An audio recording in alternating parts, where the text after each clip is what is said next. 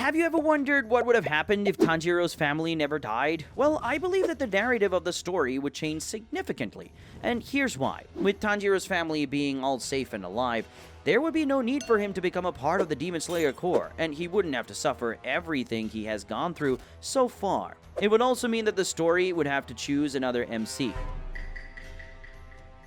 But how would Tanjiro's family survive, and what would his life be like? Also, how would his family avoid their gruesome fate? Well, sit back and relax, because we are answering all these questions in today's video. Also, really quick, we are doing our second subscriber shoutout, so the 200th comment on this video will be featured on an upcoming video. Drop those comments, don't be shy. Now let's get started. First of all, we know what happened to Tanjiro's family. It was no ordinary demon that massacred them. It was the Demon King himself, Muzan. So what if Muzan never reached or encountered the Kamado family? And how would he avoid any encounter with them? Well, in this alternate universe, Muzan never reaches the Kamado family and would instead choose to target another one to torment and kill. It wouldn't matter if Giyu arrived early or late, because if Giyu arrived early, his and the Kamado family's death would be inevitable. I mean, come on, they had to jump Muzan multiple times just to kill him, and in the end, it wasn't their swords that ended the Demon King's life, but the sun. Muzan was just unkillable. Even in his weakened state, all the Demon Slayers and Hashiras couldn't finish him off altogether. So in order for the Kamado family to survive, another innocent family should be sacrificed. In this scenario, Tanjiro would never come home to a heartbreaking scene where his family's corpses were scattered around his home. Instead, he'd be welcomed by his brothers, sisters, and mother from his trip selling charcoal to the townsfolk. In this essence, Tanjiro would never make contact with Giyu and any other Hashiras for that matter, nor would he meet Inosuke and Zenitsu, meaning no more Demon Slayer trio. Well, I mean, there would still be Demon Slayers, just that Tanjiro would not be a part of it. So really, it wouldn't matter if his family would survive or not. It would all come down to luck. If they are lucky, Muzan will never find their home, and they'd live happily ever after. And if they're not lucky, well, Tanjiro goes on a quest to kill Muzan. However, if Tanjiro's family never suffered the fate they were supposed to go through, the depth of the story would be bland in almost all the areas, since the story mainly revolved around Tanjiro's goal to avenge the death of his family. Also, it would eliminate the chances of the sun breathing ever appearing in the story. And it would also mean no one in the Demon Slayers and Hashiras would ever awaken their Demon Slayer mark. As we all know, even if an individual is able to survive the critical conditions for unlocking the mark, it would still be useless, because the most important prerequisite is that they should have direct contact with someone who has awakened it or has been marked before. If this condition is not met, then their marks would never appear at all. This is because we all know Tanjiro was the first one in the whole series to unlock the Demon Slayer mark. Without Tanjiro, assuming no one else is able to unlock the mark, that would mean bad news for the Hashiras and the Demon Slayer Corps, because it would mean that their abilities would fall short against the Upper Moons and Muzan. If you're thinking I'm wrong saying their abilities would fall short against the Upper Moons, we'll just recall the previous fights and try to remember. If not for Tanjiro awakening the Demon Slayer mark, Tengen would never be able to kill Gyotaro. The same goes for Moichiro. If he never made contact with Tanjiro, he would have never broken free from the trap he was in. And without the mark, he wouldn't have been able to kill Gyoko. Tanjiro awakening his mark made a domino effect for the entire verse, and at the end of this domino effect was Muzan's fate of being killed.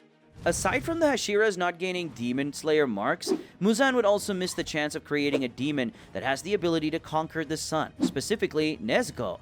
We all see later in the series how Nezuko overcame a demon's biggest weakness, the sun. By targeting another family, Muzan would undoubtedly miss his one and only opportunity of ever conquering the only weakness he possesses, since his other weakness is already dead. And yes, I'm talking about Yoriichi. Does Nezuko being able to overcome a demon's greatest weakness still remain a mystery? Through intense research, I stumbled upon a data book that would explain her immunity to sunlight despite being a demon. You see, Muzan was constantly in search of the blue spider lily.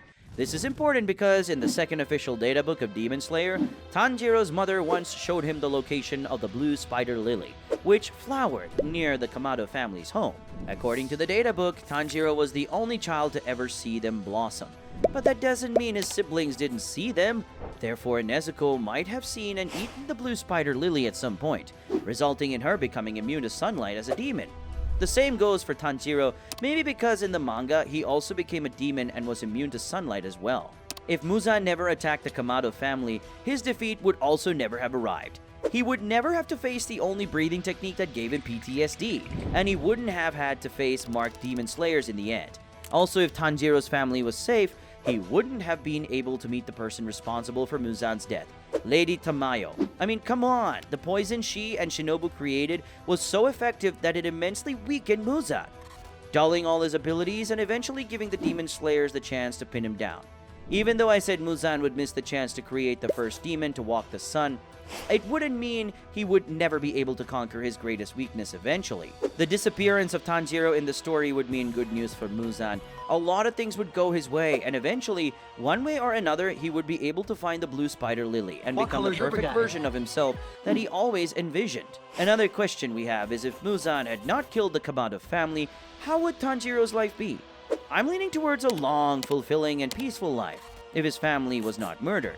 Tanjiro would continue selling charcoal, chopping wood, and living his life with his family, without ever realizing that demons existed and the world was plagued by a monster that had lived for 1,000 years.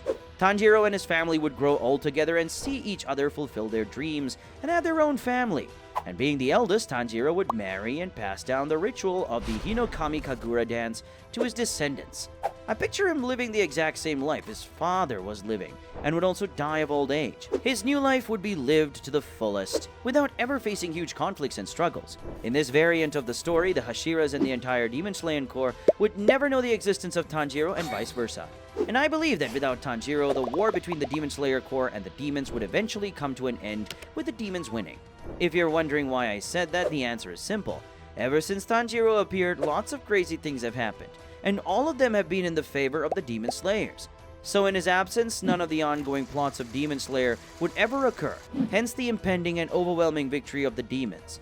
Tanjiro's character and backstory are pretty much everything in the whole verse. His existence and the things he's been through literally make up the backbone of the story, and if his heartbreaking backstory would be replaced, then regardless of the capabilities of the other Demon Slayers or the Hashiras, in the end, Tanjiro's presence was the ripple they needed to create a massive wave that would soon lead to the demons and the Demon King's demise. And without him, that ripple would not exist, and in the long run, Muzan would achieve his goal and rid the world of the Demon Slayer Corps.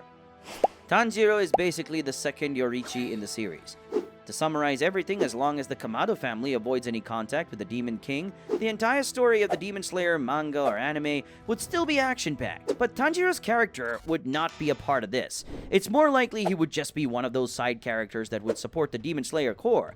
Well, this would still depend on how the author proceeds with their masterpiece. But I do want to see a spin-off on what each character's lives would be and how they'd interact with each other if Muzan never existed. That would be an interesting topic for another video, don't you think? Or a continuation of this topic. And who would be better suited to take on the lead role? My money is on Inosuke. His explosive personality would be fun to watch as he becomes the main character in the series. Let us know in the comments down below what you think. Well, that's about it. We finally answered the question, what if Tanjiro's family never died?